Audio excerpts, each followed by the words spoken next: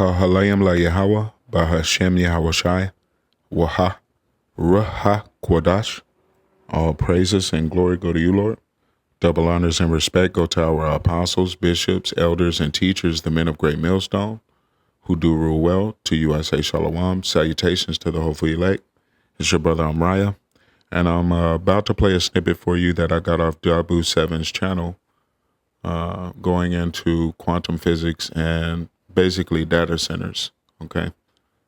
And it's an older video from 2013, so he's going to go through it, and you have to watch it with spiritual eyes, all right? Pay attention, because it's a spiritual matter. It truly is. Before I play the snippet for you, I'm going to read a couple scriptures, because we truly are shown that we are in the last seconds of this thing, all right? This devil's being exposed for his witchcraft and all of the different incantations and devices that he's imagined, all right, against the 12 tribes to try to maintain hegemony, all right? Who knows what this devil has up his sleeve? Maybe one to jump to a different dimension, all right? Either way, we're coming down to the wire. This is Ephesians 6:10. It says, "Finally, my brethren, be strong in Yahweh by Hashem Yahawashi, and in the power of his might, put on the whole armor of Yahweh by Hashem Yahawashi, that ye may be able to stand against the wiles of the devil." Right? Makes me think of 2 Ezra chapter 9 and verse 20. So I considered the world, and there was peril because of the devices that were coming to it. All right. Verse 11, "Put on the whole armor of Yahweh by Hashem Yahawashi, that ye may be able to stand against the wiles of the devil," those imaginations of his. Verse 12, and this is the important part. "For we wrestle not against flesh and blood, but against principalities, against powers, against the rulers of the darkness of this world, against spiritual wickedness in high places." Right. Right. This is an example of battling against principalities, powers, darkness of this world, if you watch with spiritual eyes. And then we'll come back with more scriptures after the snippet. Shalom. From our lab in Burnaby in British Columbia. From the outside, they look like giant black monoliths, big metal boxes, about 10 feet on a side, 12 feet tall. And they are powered, they have a fridge inside them, a refrigerator that cools these chips to almost absolute zero. Just a wisp, a fraction of a degree above absolute zero. Hundreds of times colder than interstellar space. Amongst the coldest and most isolated and extreme conditions that humans have ever been able to engineer. These fridges, interestingly enough, which are called pulse tube dilution refrigerators, have a thing called a pulse tube, which emits a sound roughly once per second, which sounds eerily like a heartbeat. So if you have the opportunity to stand next to one of these machines, it is an awe-inspiring thing, at least for me. It feels like an altar to an alien god. They really are impressive machines. At the heart of this big box is a tiny chip about the size of your thumbnail. And on this chip resides all of the wonder and magic that makes this thing go. In quantum mechanics, there's this concept that a thing can exist in two states which are mutually exclusive at the same time, quote unquote. And I'm using those words because the English language was developed before we had concepts to describe what these things actually are doing. Imagine that there really are parallel universes out there, and now imagine you have two that are exactly identical in every respect, all the way out to the horizon as far as we can see, down to the last little atomic detail of every single thing, with only one difference. And that's the value of a little thing called a qubit on this chip, which is a contraction of quantum bit. All right. I had to pause here because we're dealing with quantum physics, Esau Edom's science, an imperfect measure. However, Yahweh by Hashem Yahawashi is the progenitor of science. All right. There is a perfection to it. So though what some of this devil is saying does have a ring of truth, it seems to me that this devil is still trying to go up to immortality some kind of other way, all right? Maybe he has it in his head he can switch to one of these parallel universes and take over one of those bodies like that movie, The One, all right? I'm sure this devil, this vagabond, Esau Edom, the so-called self-proclaimed white man devil, is trying to hatch up a plan to steal back the blessing and the birthright. But he doesn't understand that everything is done decently and in order, and the Heavenly Father have set up a certain way to immortality. All right. Even Yahushua went through to receive it. All right. And to give it to his men and his elect. All right. Now, some may not taste of death on this side, but it is for the Lord's sacrifice that he was perfected when he died upon the cross. This is 1 Corinthians 15 and verse 36. It says, "Thou fool," and I'm talking to you, Esau Edom. All right, you're a fool. Verse 36, "Thou fool, that which thou sowest is not quickened, except it die." All right, except it die. Now you're trying to set up these data centers as surveillance and, control measures of your new world order, your technocracy. And it seems that you have unleashed some of these old world spirits out of the abyss to help you, inquiring to principalities and things being mentioned that are higher than our pay grade. All right. But we don't fear this devil. We don't fear any of his plans because we know who our power is, Yahweh Ba'ashem Yahushai. And immortality is for the Israelites. Moreover, on this side, for the elect of the nation of Israel, the so-called Negroes, Latinos, and North American Indians, and you confusion of faces that have repented and believed and had faith on to Yahweh Yahushai. 1 Corinthians 15 and 40, it says, "There are also celestial bodies and bodies terrestrial." Right. There goes your parallel universe right there. You can exist in heaven and on earth. You have a body in heaven and on earth. Yahushua received that perfect body. All right. He is able to exist in reality and in the actual realm of heaven, Salakia. All right.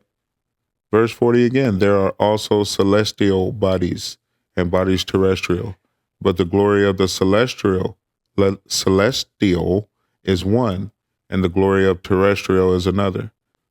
There is one glory of the sun, and another glory of the moon, and another glory of the stars, and one star different from another star in glory." Right? So though you may think that these different universes through your little, eye of Horus, eye of Lucifer, whatever you've been looking through the abyss with, though you think you've spotted an identical situation, there's a difference. The Lord have set difference between everything. All right. Verse 42, "So also is the resurrection of the dead. It is sown in corruption. It is raised in incorruption." Right. Anybody that goes up any other way is a thief and a robber, and you're not getting up that way. Esau Edom will never find immortality. As a matter of fact, you are going into slavery, boy. But let's finish watching the rest of the video. And that qubit is very much like a bit or a transistor in a conventional computer.